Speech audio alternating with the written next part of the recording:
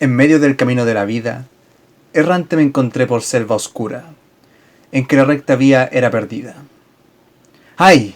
¿Qué decir lo que era? Es cosa dura, esta selva salvaje, áspera y fuerte, que en la mente renueva la pavura. Tan amarga es, que es poco más la muerte, mas al tratar del bien que allí encontrara, otras cosas diré que vi por suerte. Hola, buenas. Sí, lo que están a punto de ver es la tercera parte. Va a tener que ser más corta, así porque... Ay, a ver, cuando empecé a ver las edades de Disney, se me había olvidado ese pequeño detalle que, claro, desde la edad del Renacimiento más o menos hasta en adelante, son 10 películas por era. 10 películas de más o menos una hora y algo, que hay que saber ver como para saber si es que están todos los villanos, qué tipo de crímenes se cometieron. Entonces, más o menos así como haciendo cálculos, deberían durar los videos entre una hora, si ni siquiera una hora y media tal vez, a 2 horas si juntase tanto la era del Renacimiento como la era experimental en un solo video. Así que no, voy a tener que separarlos estrictamente. Y en cuanto a seguir introduciendo cosas, primero que todo saludarlos, obviamente, que como están, espero que estén bien. Creo que no lo dije, o sí, no sé, estoy muy disperso hoy día. Lo otro, en este video van a haber un poquito de cambios cuando lleguemos a cierta película. Lo voy a indicar después. Pero las reglas siguen siendo más o menos las mismas que ya habíamos visto en videos pasados. Voy a tratar de subir el video del área experimental porque ya tengo el guión listo, ya tengo las imágenes guardadas, ya me vi las películas. Así que debería salir probablemente, si es que estoy de ánimo, el martes. Si no estoy de ánimo, debería salir el jueves. Así que eso, y después de eso yo creo que voy a detenerme un poco con esto de las películas de Disney porque salió hace poco el capítulo 5 de Poppy Playtime, entonces quiero expulsar cosas del colon. Pero dejando eso de lado, vayamos con este viaje por el infierno. Y por ende hemos llegado al Renacimiento. Llegamos a la era favorita de muchos de Disney, técnicamente. Para muchos esta es la mejor era, ni siquiera la edad dorada de Disney se le compara a las películas que hay en esta era. Y por eso hay que iniciar con la película que abrió esta etapa. Y la muy posible razón del por qué hay muchas personas con fetiche de pelirrojas y sirenas con el pasar del tiempo. Nah, mentira. Pero en fin. La Sirenita. Con sus 2 o 3 villanos. Siempre digo eso cuando hay villanos compartidos, pero en esta ocasión no es el villano compartido el que me hace decir si es que hay 2 o 3 villanos. Y ya me van a entender por qué. Ok. Iniciamos entonces con Flotsam y Jetsam. Los peces guardaespaldas de Úrsula, cuyos crímenes son espías y son violentos contra cualquiera que esté en contra de los planes de Úrsula. A ver, estos villanos son violentos contra un montón de tipos de vida para ayudar a su ama. Así que claramente no les daré mucha importancia a diferencia de su jefa. No son personajes que necesitan mucho desarrollo en este infierno. Por ende, si yo tuviese que dejarles un círculo como tal, sería en el 7º círculo en ese aspecto del infierno, en el interior de la ciudad de Dite, ya que atacan a cualquier tipo de criatura que esté en contra de los planes de Úrsula. Los hubiera puesto en aduladores, pero no lo son, así que a la violencia van. Y aunque sean animales, en este caso, la Sirenita planteó que la fauna marina tiene personalidad, tiene mucho más raciocinio que otras especies, entonces son conscientes del mal que hacen, saben que su jefa es una persona mala, así que van a recibir castigo en la violencia. No van a ser el castigo de alguien más, ellos son el castigado. Luego tenemos al chef Louis, cuyos pecados son: disfruta cocinar peces muertos, o en general criaturas marinas muertas, y violento contra Sebastián. Y sí, pongo esos 2 pecados bien juntitos a este personaje. A ver, es un personaje más de relleno cómico. No, analizar sus crímenes así de forma detallada y con lupa es una estupidez. Pero igual quise evaluarlo, porque Juan tiene una bronca muy particular con Sebastián. Entonces, más allá de sus momentos chistosos, hay que castigarlo en algún lugar. Y ese lugar tiene que ser la violencia. ¿En qué lugar de la violencia? Ataca animales, estrictamente. Disfruta cocinar a estos animales más que comerlos. Así que, si hay que enviarlo a algún lado, es al interior de la ciudad de Dite. Y por último, dentro de los villanos de la Sirenita, tenemos a la gran y querida Úrsula. ¿Cuáles son los crímenes de Úrsula? A ver, primero, ella es una bruja, es mentirosa, es traicionera, es estafadora, es violenta. Tiene un paquete de pecados muy maravillosos. Y vaya que en esta era van a haber problemas a la hora de clasificar villanos. Porque son personajes de mucha maldad. Aquí no hay como villanos leves, no, aquí son todos muy malos. Y en este personaje particular me costó mucho analizarlo bien, porque es un personaje muy querido. Así que la pregunta iría, ¿dónde castigarla? Mira, la violencia yo encuentro que es el menor de sus males. Por ende, tiene que ser castigada sí o sí, o en el fraude o en la traición. O sea, traición, perdón. Yo presiento que el más adecuado sería el fraude. Ya sea en la cuarta Borgia, porque es una bruja después de todo. Podría ser en la novena, porque de alguna manera es una sembradora de caos al usar a Ariel como moneda de cambio para que Tritón se vea la necesidad de pactar con ella y renunciar a su poder. O inclusive enviarla a la décima Borgia, porque al fin y al cabo tiene tratos falsos que son imposibles de pagar. Lo vimos con Ariel prácticamente. Así que hay que decidir en algún punto. Y yo considero, sabiendo que Úrsula tiene un historial de querer vengarse de alguna manera de Tritón, yo la enviaría a la novena Borgia. Ya que ella, desde que sabe que Ariel está enamorada, va a usarla como un objeto para dividir las decisiones de su papá y por ende aprovecharse de él usando a ella para obtener lo que desea, el gran tridente y prácticamente ser dueña del mar. Así que Úrsula al fraude, se salvó de hecho, se salvó. Luego seguimos con la primera secuela de Disney y esta es Bernardo y Bianca en Cangurolandia, con sus dos villanos. Bien, iniciamos con Johanna. ¿Cuáles son los crímenes de Johanna?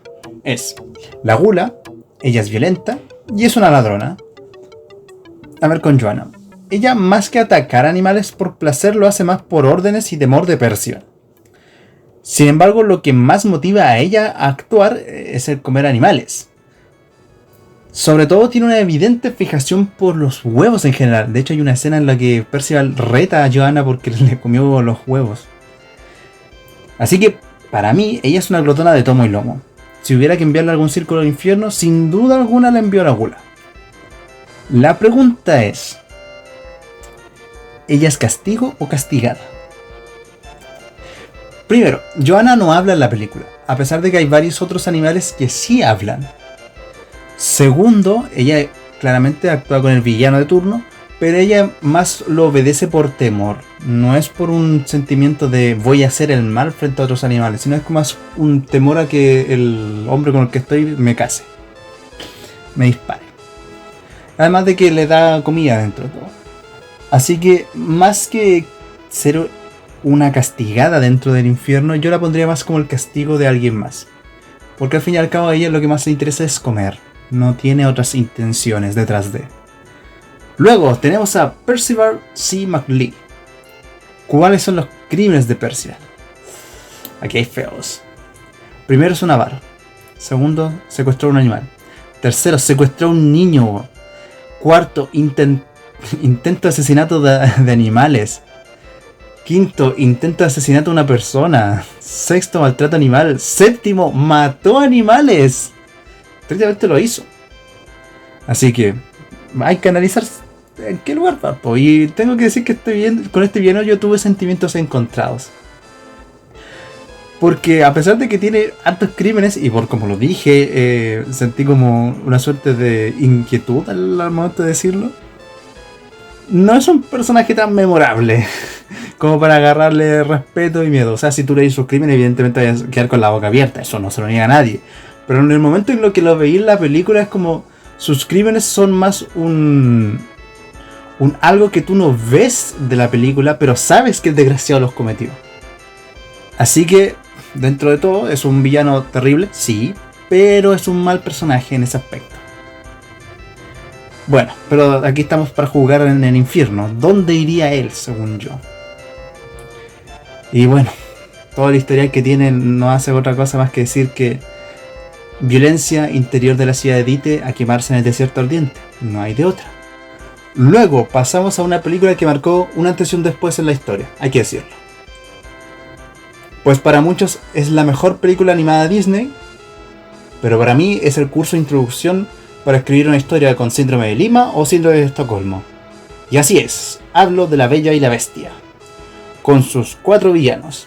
Primero, Monseigneur Dior, no sé cómo se pronuncia, pero Monseigneur Dior, cuyos crímenes son: es un avaro, es un mentiroso. Este anciano en este aspecto es el jefe de manicomio, y a pesar del poco tiempo que te dejan ver en la pantalla, sabes que es un corrupto. ¿Y por qué lo decimos? Bueno, él estaba dispuesto a ayudar a Gastón por un par de monedas para enviar al padre de Bella al manicomio, catalogándolo, diagnosticándolo por un loco. Así que para mí no hay otra cosa más que llevarlo al fraude. ¿Podría haber ido a avaricia? Podría haber ido, es verdad. Sin embargo, al fraude. Ya que Borgia a la de los falsificadores. No hay más. Luego tenemos a los lobos, cuyos crímenes son violentos contra cualquier tipo de vida. Porque atacan a Bestia, atacan a Bella, atacan al papá de Bella. Son lobos que defienden su bosque, no lo hacen por placer, por querer sangre o porque tienen hambre, sino porque defienden su territorio. Así que si tienen que ir a algún círculo, es al interior de la ciudad de Dite, por ende en el círculo de la violencia. Pero como son animales que estrictamente están comportándose como animales y están defendiendo su territorio, tienen que castigar a otros. Ellos son el castigo de alguien más. Luego tenemos a Le Faux, o Le Faux, como quieren decirlo.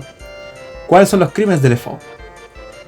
Es un adulador, es un sembrador del caos, de cierta manera, y es un violento. Sí.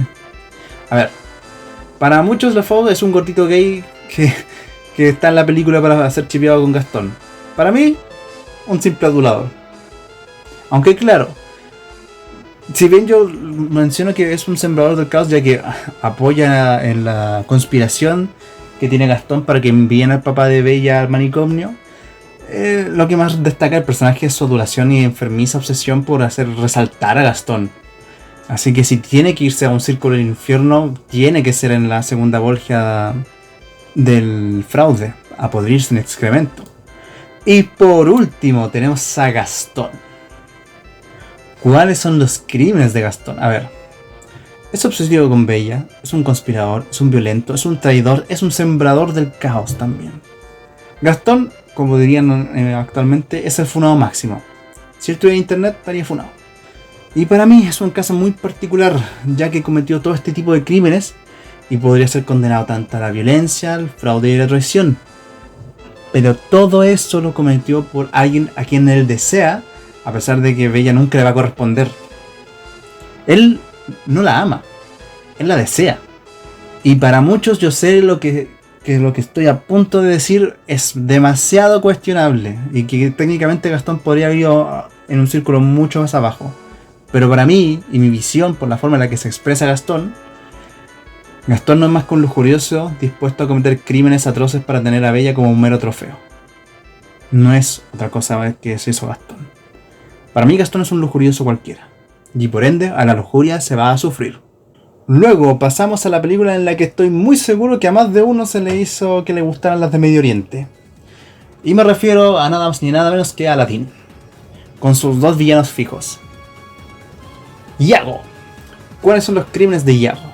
Primero, es un conspirador, por darle la idea a Jafar de querer esposar a Jasmine y por ende quedarse con el trono. Y es un vengativo en ese aspecto, ya que quiere atentar contra el sultán por todo el tiempo en la que el sultán le dio horribles galletas. A ver, este perico en general, este lorito villano, que pareciese que más le interesa que Jafar tenga sus planes más que el mismo Jafar, Sí, efectivamente es así. Si hubiera que castigarlo en algún lugar, tiene que ser en los consejeros fraudulentos. O sea, a pesar de que él da como buenos consejos, a pesar de todo, sí, Yago es un consejero al fin y al cabo. No merece otro puesto en el infierno porque al fin y al cabo él es la razón por la que existe esta conspiración contra el sultán. Y de hecho, si él no le hubiese dado la idea del noviazgo con Yasmín a Jafar habría tenido que hacer 1001 posibles hechizos y 1001 posibles pociones y 1001 incidentes más para intentar deshacerse del sultán. Si es que Yago no le hubiera dado la idea. Así que para mí Yago es un consejero fraudulento que tiene que ser castigado. Y luego tenemos al villano grande, Jafar. ¿Cuáles son los crímenes de Jafar? A ver. Jafar es traicionero, es un brujo, es un asesino, realizó un intento de asesinato, es un conspirador, hizo un golpe de estado, es un mentiroso. Nuevamente estamos ante un villano icónico en todo el universo Disney en general. Y pensar dónde lo debo castigar es muy difícil. Pero de algo estoy muy claro y es que o es el fraude o la traición. Aquí no hay una subida para Jafar. La duda sería en dónde. ¿Podría ser la cuarta Borgia? Sí, podría ser. ¿Podría ser la novena Borgia? Podría ser. Sin embargo, Jafar busca traicionar a quien lo puso como visir, es decir, al sultán. Y por ende, él va a hacer lo que sea necesario para ocupar ese puesto, como sultán. Así que, sin duda alguna, para mí, Jafar merece estar congelado en el lago Cósito. ¿En qué sector del lago? En Ptolomeo. Después de todo, traicionó a quien alguna vez le abrió la puerta de la realeza donde él está trabajando, en la maravillosa ciudad de Argaba. Luego seguimos con la película triste por antonomasia de Disney. Y probablemente el punto de partida para muchos furries en el futuro. Y me refiero a nada más ni nada menos que al Rey León. Con dos villanos bien establecidos. Y voy a decir dos villanos porque el trío de hienas sí lo cuento como uno. Bien, primero tenemos a Shensai, Bansai y Ed. ¿Cuáles son los crímenes de estas tres hienas? Bueno, a ver. Primero intento de asesinato. Porque intentaron de matar a Simba. Asesinato porque de alguna u otra manera terminaron matando a Scar. Violencia, ellas tres son bastante agresivas en ese aspecto, sobre todo cuando intentan de perseguir a Simba. Y de alguna u otra manera entre ellas mismas. Y por último la gula. Lo que más les interesa a las hienas en particular es la comida. Y voy a decirlo de esta manera. Para mí fue difícil plantear dónde irían estos tres. Y a pesar de que matan, intentan matar, son golosos y todo lo que tú quieras decir, hay un pequeño detalle. ¿Las juzgo por separado o las juzgo juntas? Si las juzgo por separado, créanme que cada una merece un puesto distinto. De hecho, Ed técnicamente que es un tonto porque obedece a las hienas porque es tonto. Y tendría que ni siquiera pisar el infierno porque él no conoce el mal. En teoría. Sin embargo, lo correcto que encontré yo fuera que juzgara a las tres al mismo tiempo y que las tres compartieran un mismo círculo. Ahora viene la otra pregunta. Si ese es el caso, ¿dónde enviarlas? ¿Que sufran en el Flegetonte o que sufran bajo la lluvia en la gula? ¿Me puedo arrepentir de esta decisión? Muy probablemente. Pero para mí lo correcto es que sufran en la gula. ¿Por qué? Porque las hienas se vuelven villanas en toda la película debido a que siguen a Scar y la promesa que Scar les dio a las hienas es que si ellas los seguían a él, ellas nunca más pasarían hambre y por ende las hienas obedecían, sobre todo estas tres. Así que para mí las hienas estas van a la gula. Y luego pasamos a Scar. ¿Cuáles son los crímenes de Scar?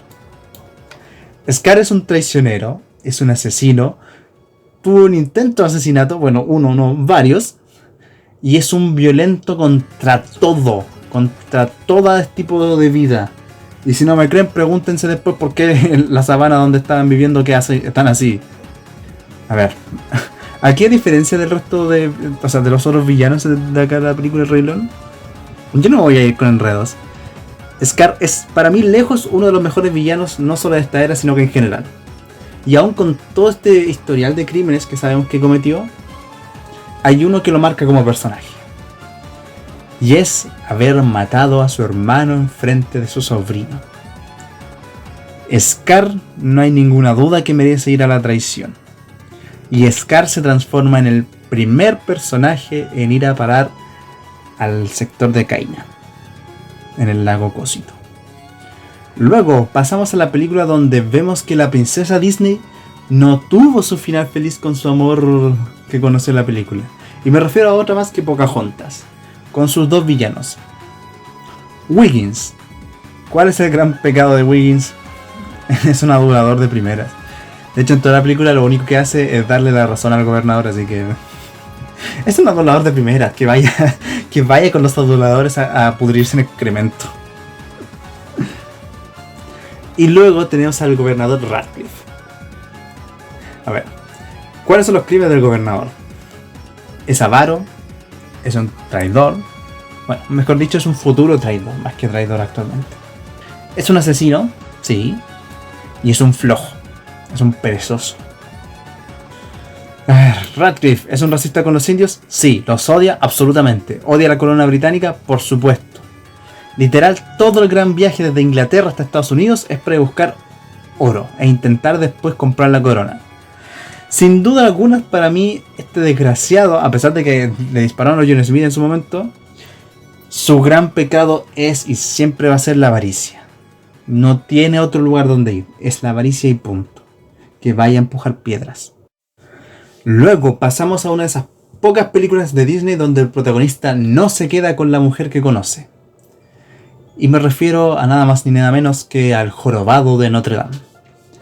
Con sus 2 o 3 villanos, voy a decir 3, porque hay uno de ellos que me complica mucho. Y no es en quien tú crees que es. Iniciamos con los guardias Bruto y Grandulón, cuyos crímenes son violencia. A ver, antes de cualquier cosa voy a encerrar a estos 2 guardias como la representación máxima de los guardias en general que tiene Frollo en Francia, ¿ok? Primero, son los guardias de la ciudad, que atacan por las órdenes de Frollo.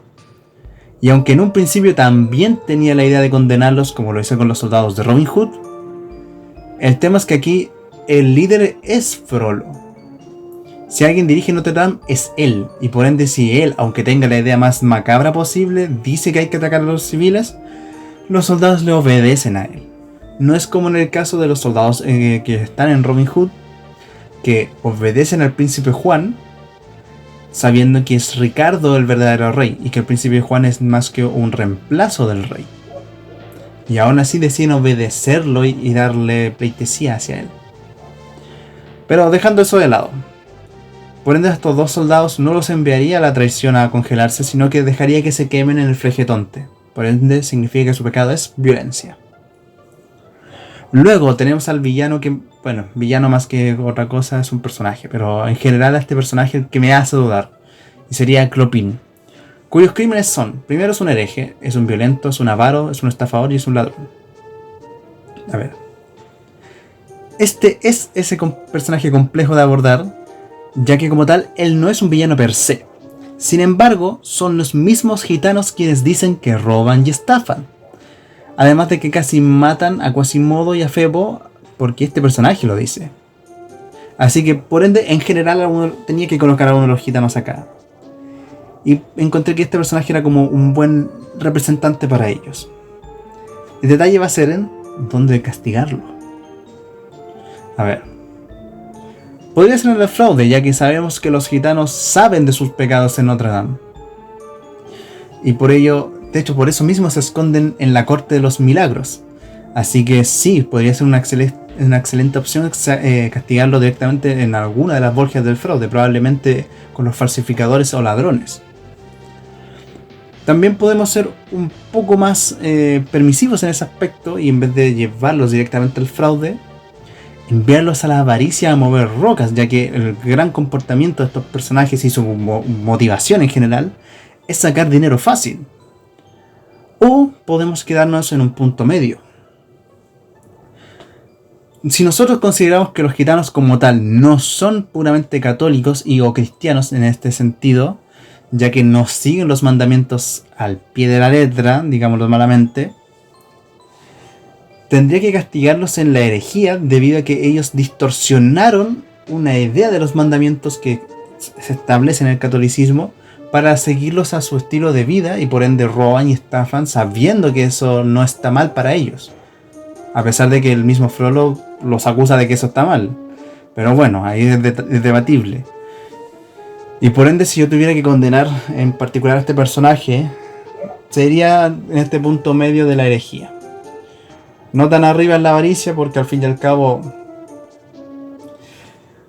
a pesar de que buscan plata, son ladrones y eso no se los va a quitar nadie. Pero tampoco es justo condenarlos en la bolsa de los ladrones o en los falsificadores, porque al fin y al cabo para ellos está bien robar porque así lo entienden ellos dentro de la película. Así que como punto medio tiene que ser la herejía en este aspecto, por distorsionar mucho la realidad de Dios a su conveniencia. Y por último tenemos a Claude Frollo.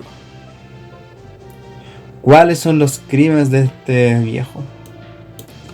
Es un lujurioso, es un asesino, intentó asesinar varias veces, odia en general a los gitanos y es un traidor de tomo y lomo. A ver, Frollo podrá ser un villano cruel y repudiable en todo sentido. Sin embargo, a pesar de todos sus crímenes, me es el más fácil de condenar. Ya que si nosotros sabemos que los gitanos incumplen de alguna manera las reglas de Dios, Frollo las quiebra a sabiendas de sus pecados. Y allí mismo cuando se le acusa, las niega y las saca en cara para hacer saber de que él no teme al infierno, pues cree que su cruzada contra los gitanos en general es del agrado de Dios. Para mí, por conclusión, Frollo no solo merece ir en la traición misma, sino que merece ir al sector más cercano de Lucifer, porque rompe las leyes de Dios creyéndose más importante que ellas mismas e incluso el mismo Dios. Y por ende, Frollo tiene que ir a Judeca. Seguimos con la película responsable de que a muchos les gusta en general la mitología griega. Y aunque yo sé que esta película rompió su canon de alguna manera, yo le tengo mucho cariño en ese aspecto. Y me refiero a Hércules, con sus múltiples villanos. Voy a aclarar un par de cosas antes de adentrarme siquiera a contar a los personajes. Primero, aquí no entra nada Megara. Segundo, muchos de los personajes los voy a sacar rápido para juzgarlos, o mejor dicho, no juzgarlos, y me entenderán por qué lo voy a decir. Tercero, Hades va a dar mucho de que debatir acá. Ok. Voy a partir con los titanes. Con el titán Litos, Hidros, Piros, Stratos y Arges, cuyos grandes crímenes son la violencia en general. Aquí voy a decir por qué voy a juzgar rápido a estos personajes, o la mayoría, mejor dicho. Una de las grandes dudas que me generó esta película y sus monstruos en general es: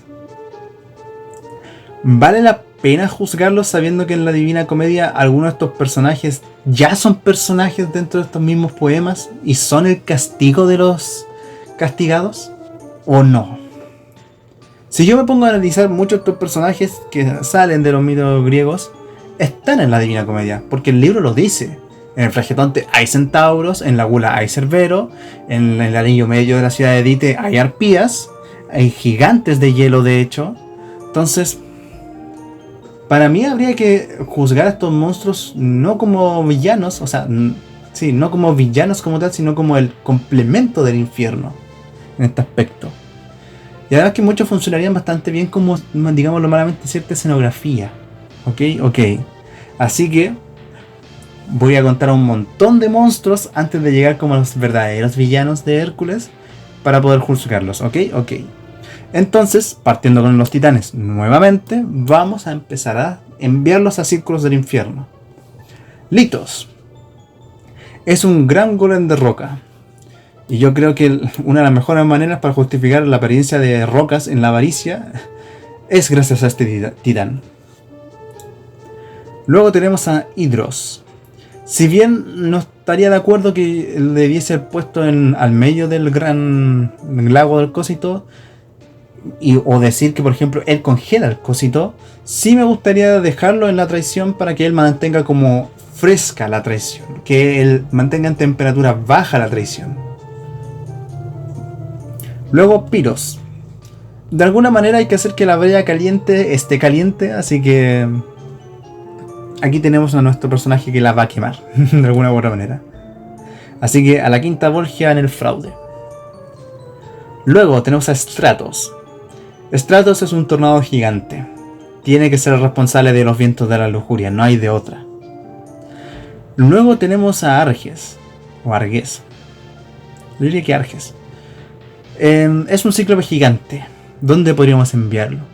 Si bien yo lo tenía pensado como ocuparlo como un falso rey Minos, dije, dejemos que vigile la violencia en el Flegetonte, porque tengo una idea a futuro con este personaje. Y en general con esta idea del infierno. Luego tenemos a Cerberus, o Cerbero, llámenlo como ustedes quieran, cuyo crimen es ser goloso, ser iracundo. Lo mismo que ya he dicho anteriormente, son monstruos que voy a tener que juzgar de alguna u otra manera, pero no castigarlos. Así que sea como en el libro, o mejor dicho en el poema, que Cerberus sea el guardián del círculo de la gula. Luego tenemos a la Hidra. La Hidra es agresiva, es una violenta de tomo y lomo. Si hubiera que enviarla a algún lugar para que castigue a otros pecadores, tiene que ser en el interior de la ciudad de Dite. Múltiples cabezas de un animal para atacar a muchos pecadores que va a tener ese lugar del infierno, que así sea. Luego tenemos al Minotauro. Es un violento también. Y si lo hacemos fiel al poema, de alguna manera, que vaya con los violentos a castigarlos en el Flegetonte. Luego tenemos al León de Nemea, que nuevamente es un violento. Seamos un poco originales en esta vez, y en vez de que sea un demonio quien castigue a los pecadores de la novena Volgia, dejemos que sea este león quien castiga a aquellos que sembraron el caos. Luego tenemos a Neso. Neso como tal sí es un pecador de cierta manera, pero lo voy a incluir dentro de estos monstruos porque ya me van a entender por qué. Neso es un violento y tiene un interés bastante peculiar en poseer a Megara. Ok. Ese es Centauro, y esa es la gran razón del por qué quise incluirlo con acá en los monstruos. Lo voy a pesar de que se le va a gustar, o sea, a pesar de que se le está acusando de algo, tengo que enviarlo al Flegetonte a que funcione como un castigo para hacerlo fiel al poema. Luego tenemos a las arpías, nuevamente violentas. Si tienen que estar en algún círculo del infierno, tienen que estar en el anillo medio. No pienso decir por qué, pero el que leyó el poema sabe por qué. Luego tenemos a Cetus. Es un violento, nuevamente, es un guardián marino. Donde hay agua para enviarlo a que castigue, podemos mandar a la Estigia para que castigue a los iracundos. Perfecto. Luego tenemos al jabalí de Calidón. Es un violento, nuevamente. Este porquito en particular me es más difícil castigarlo porque, aparte que no conozco su mito, es como bastante... se presta mucho el personaje para enviarlo ya sea a la violencia o a la gula. Yo personalmente lo envié a la gula, porque es un puerco. Luego tenemos al grifo. Es otro violento, sorpresa. Vamos a dejar que esta criatura alada castigue a los fraudulentos de la quinta Volgia en el fraude. Ojo, no hace lo mismo que Pyros, no. El que leyó el poema sabe lo que pasa ahí en esa Volgia.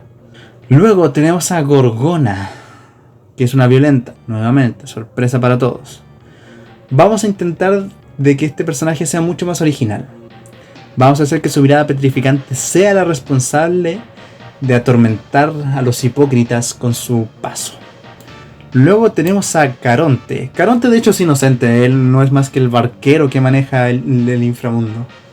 Así que yo quería incluirlo estrictamente, no solo porque está en el inframundo de Hades, sino porque además necesitaba un barquero que guiara el gran bote durante el viaje a la laguna Estigia. Si bien él no es Flegias, que funcione como Flegias. Ahora sí, pasamos a los villanos, de cierta manera. Y tenemos a Láquesis, Cloto y Átropo. cuyos crímenes son ser adivinas, son unas paganas prodigiosas. Yo creo que haber dicho sus nombres fue un error, porque tendría que haberles dicho como las moiras que son. Ok. Vamos a decirlo de esta manera. Ellas no son malas, o como tal nos ayudan a Hades, pero no son malas, no quieren generar maldad en el mundo, solamente ven el futuro. E inclusive por eso mismo pensé en ponerlas en el limbo. Después de todo no dejan de ser como paganas prodigiosas en ese aspecto. Pero como trabajan para Hades de alguna u otra manera, además de que son ellas que le revelan los planes a Hades, por algo trabajan para él, o sea, por algo termina trabajando con él, tengo que enviarlas a algún lugar del infierno.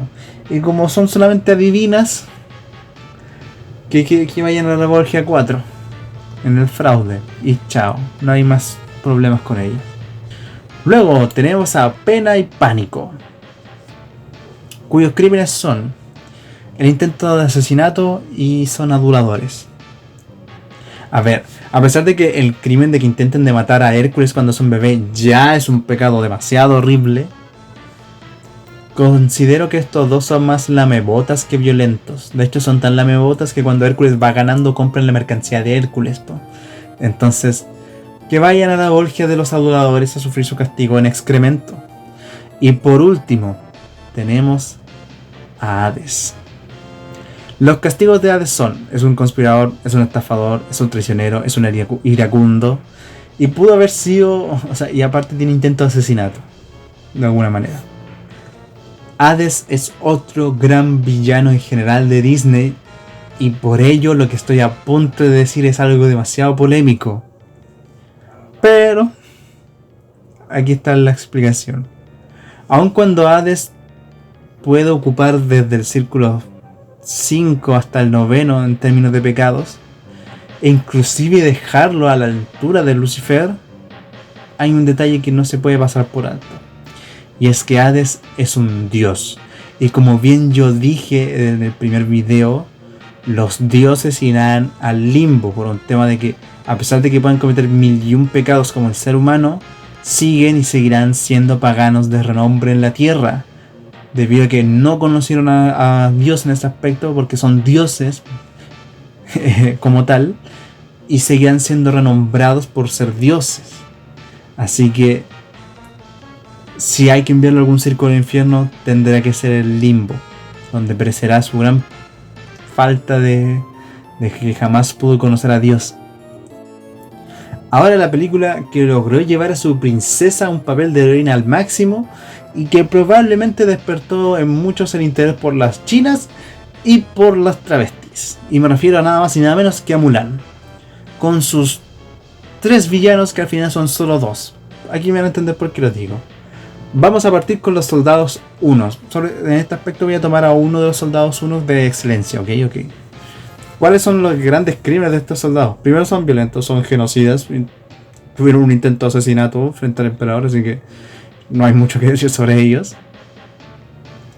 Lo que sí hay que decir es que, a pesar de que la película es muy preciosa a nivel de animación, los villanos son muy crueles, pero para nuestra fortuna son muy fáciles de castigar, ya que mayoritariamente todos sus crímenes que cometen es en contra del ser humano, y por ende, si hay que juzgarlos, tienen que ir al séptimo círculo de la ciudad de Dite, del séptimo círculo en la ciudad de Dite, para ser castigados en el Flegetonte. Luego tenemos a Hayabusa, o Hayabusa, como quieran decirlo ustedes, cuyo gran crimen es ser un espía. Es el halcón de Shan Yu. Así que, al igual que Diablo en el video pasado, su mayor crimen es ser la voz de la muerte y el caos. Más que juzgarlo como un castigo, prefiero que sea el castigo de alguien más. Y como, a pesar de que va a sonar muy raro con lo que voy a decir, parece que las aves sí se tomaron el anillo medio de la ciudad de Dite para castigar a aquellos que están allí.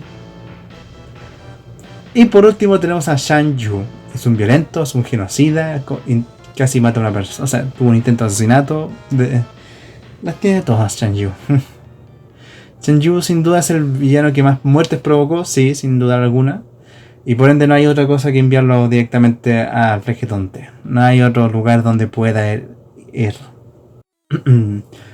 Ahora tenemos que hablar de la última película de esta era, y es Tarzán, con 4 villanos. Primero tenemos a Sabor. ¿Cuáles son los crímenes de Sabor? Es un violento, asesinó criaturas, no hay mucho que agregar. A ver, si bien en la película nos muestran a Sabor matando al bebé de Kerchak ni a los papás de Tarzán, nosotros sabemos que lo hizo. La pregunta es si lo hizo por hambre o si lo hizo por el deseo de querer matar. Ahí podemos quedarnos a debatir, pero lo más importante es que en la película en general se lo muestra como un animal que no piensa, solo actúa. Entonces, si solo actúa, nos quedaríamos de nuevo en la pregunta si es que lo hace porque tiene hambre de querer carne, o lo hizo porque necesitaba asesinarlos debido a que era una amenaza a su territorio. Podrían ser ambas. Pero sea cual sea el caso, encontré que la gula no era un buen pecado para este personaje, ya que nunca se nos explica si es porque tiene hambre o no. Así que yo preferí juzgarlo en la ciudad de Dite, en el anillo interior. La pregunta que queda es ¿castigo o castigado? En la película nuevamente se menciona que ciertos personajes tienen actitudes racionales. Los gorilas y los elefantes por lo menos sí. En cambio Sabor, que es un guepardo en ese aspecto, no presenta un sentido de raciocinio. Por ende, si tuviera que enviarlo como a este anillo, sería más como un castigo que un castigado, porque no raciocina, el animal solamente comete esos crímenes.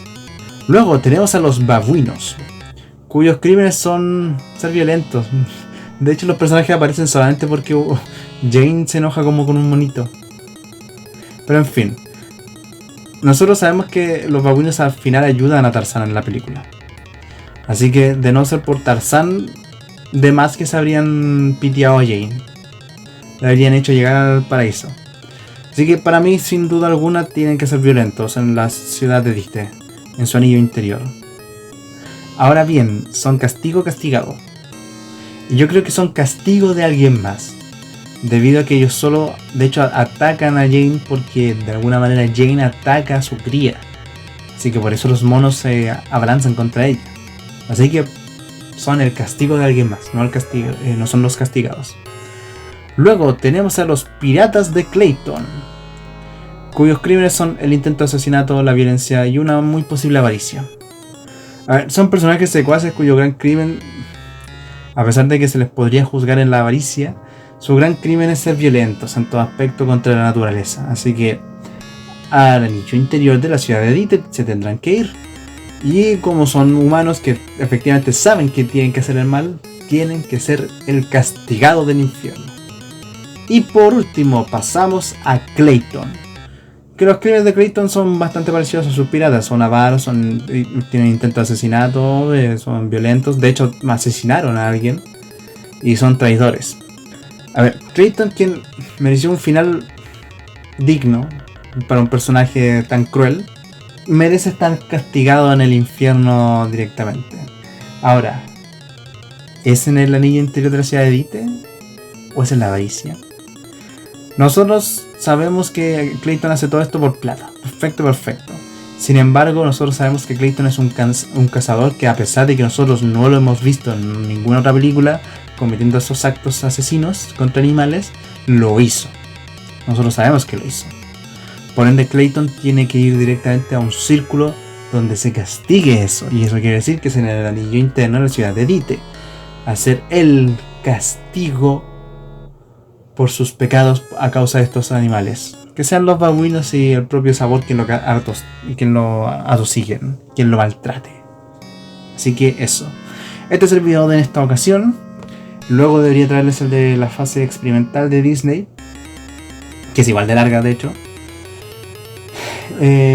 Suscríbanse, denle like, comparte con un amigo. Recordar que después de la era experimental me voy a tomar una pausa para hablar de Poppy Playtime en el capítulo 5, porque hay varias cosas de las que quiero sacar de mi colon, así que eso. Besitos, buenas noches.